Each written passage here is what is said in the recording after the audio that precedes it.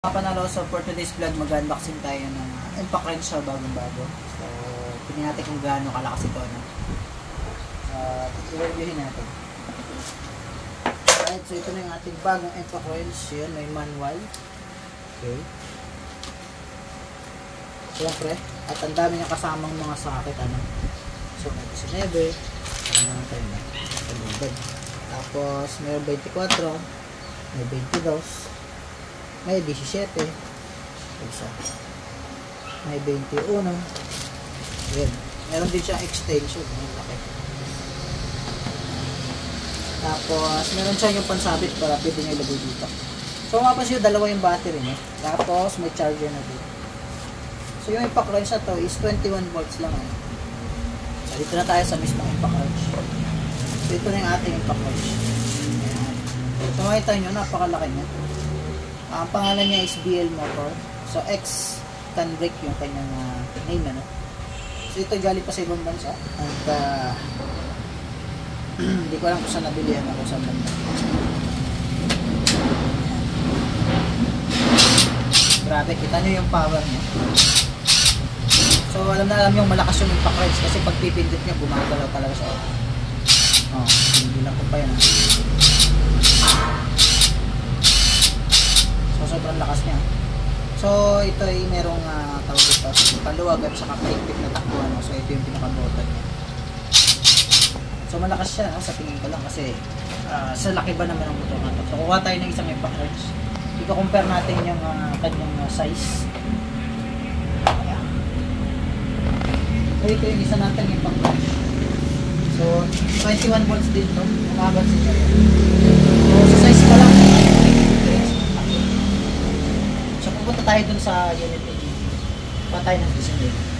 So tara, tignan natin.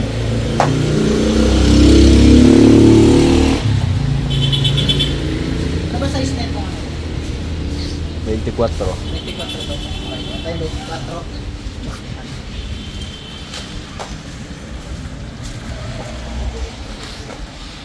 So 24 daw ito.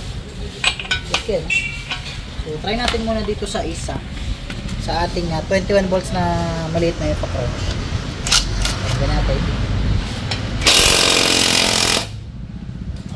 Nakalas din siya, no? Pero dito tayo sa malaki. Medyo tuminto yung pinakang battery. Robot yan.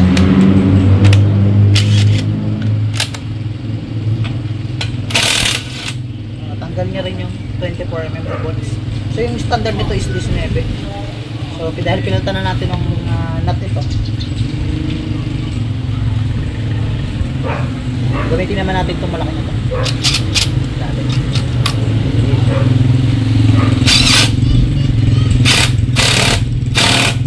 Parang mabibilaw, halos parang mawawasak yung nut kasi sobrang lakas. Oh, grabe, tanggal agad. Saglit lang, ganun lang. Lakas yung makina niya.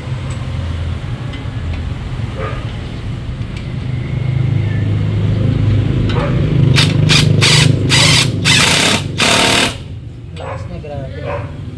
Malakas siya. So 19, try natin doon sa unit ko.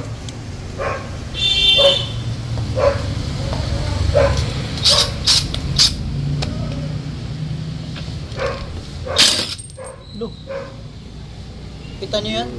Sobrang lakas ng impact. Nawasak na yung ano natin. Hindi sinip. Sobrang lakas. Nawasak yung ano natin. Yung balang sakit. So ganun siya kalakas. Tigas nito. Wasak. Tangina, lakas. Sobrang lakas niya. So yun. Hindi natin kakalasin. Tangina, nakalas yung ano natin. Sorry mga panalo, napamura tayo. Mahina klase yung sakit, ano. Pero malakas siya kasi nawasak yung sakit. So mapasin yung sakit namin. Wala na agad. Tapo na kaagad. Nadali yun.